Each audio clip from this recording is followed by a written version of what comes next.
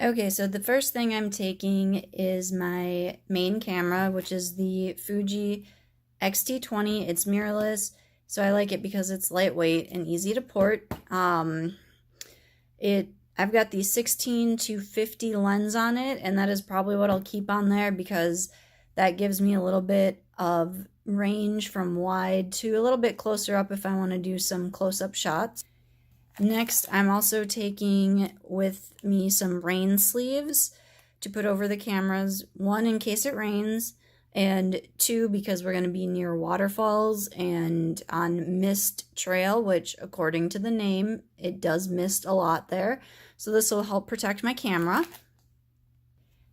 And then I've got my GoPro. It is, well, it's attached to a chest mount.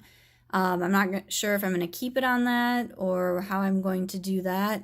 I'm still working out the details on the GoPro. I'm also taking, in addition to my regular tripod, a PodMax, which when you put the little ball head on here, you've got another little platform for taking pictures of landscapes. You can get down low, you can put them on rocks, fence posts, different things, because it's got the little grippy feet up here. Take these out, put them in here, and you're all set. And then of course I've got my camera strap. This is crossbody, and it goes on the bottom of the camera, so it's at my waist. That's good for when I'm hiking. I'll also be keeping it in my backpack. I've got a hiking backpack with room for a water, like a Camelback. I've got my lens hoods for when it's bright and sunny out. This is the Fuji, this one's for my Canon. So I'm taking a variety of those. I've also got this, which is my gradient. Can't see them because they're all wrapped up, but these are a gradient filter system, so it's really good for midday shooting, shooting of like waterfalls, things like that, because it helps cut some of that bright sunlight. And these are all the accessories that go with that. And I've got a flashlight, which is always helpful, especially if taking pictures at night. So this one's really nice because you can zoom in and out by twisting. And I always take a notebook and a pen, because you'll see I've got some notes in here. What those are the list of what I took with my film camera on our last trip through northern Arizona and Utah. So I then sent them off to the lab and got a whole bunch of prints back. So as you can see, I've got prints. Eventually these are going to be up on my website for sale for $15 a piece, but I haven't gotten that far yet. And of course, if I have a notebook for film, I need to have actual film. So these 3 rolls are colored film. I haven't decided which one I'm taking yet, or if I'm taking all of them.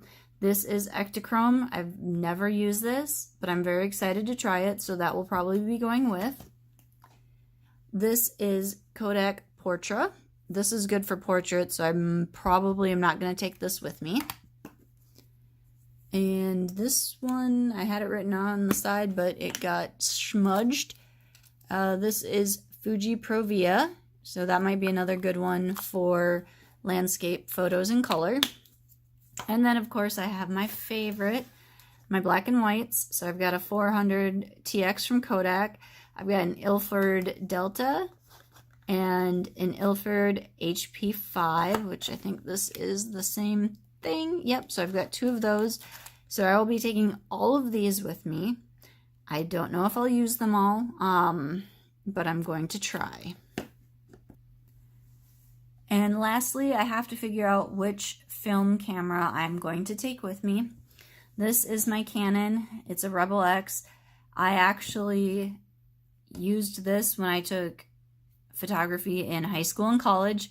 It's what I learned photography on, and it went with me last year to northern Arizona and Utah. So did a pretty good job. This is the lens it came with, which is a 35 to 80. I would probably switch this out to my other digital lens with a bigger range, the 16 to 135, I think it is, just so I have a full range and I'm not so limited on 35 to 80. And then this is a Minolta. This was my parents' camera. It was my dad's, and I very vividly remember him taking pictures with it as I was growing up. I remember trying to take pictures with it, and my pictures were just awful because I didn't know how to focus. I didn't know what any of these dials meant. I didn't know how to get the correct exposure. I didn't know what shutter speed was. I mean, I'm talking, I was like 7 years old. And I asked my dad to send this to me. I think it was like early last year, and they weren't sure if it worked. I did a test roll on it, which the pictures were not very good, but that was the film that was already in the camera when he sent it to me, and I don't know how long it was in there. So plus I also accidentally exposed it to light because it doesn't auto rewind. You have to like do it yourself. So I didn't rewind it all the way when I opened it up and exposed some of the film. So this one probably is going to stay home because I need to make sure that it still takes decent pictures. It still works. It still takes pictures. And I'm pretty sure it was just bad film, but we're going to double check. Either way, we are keeping this because it is the last thing that my dad sent me before he died. So this camera is very special to me in many, many, many ways, but it's probably not going to make the Yosemite trip. Okay, so there you have it, a short little clip on everything I'm taking with me to Yosemite. I'm probably going to do another short little video of how I pack everything and take it with me. Probably not as important for this trip because, like I said, we're driving, so I'll have my camera bag and probably another camera bag for storage, and I take a little bag with all my accessories and film and all that stuff in it, and it rides up front with me. So yeah, I will do that another time, and for now, that's all I have.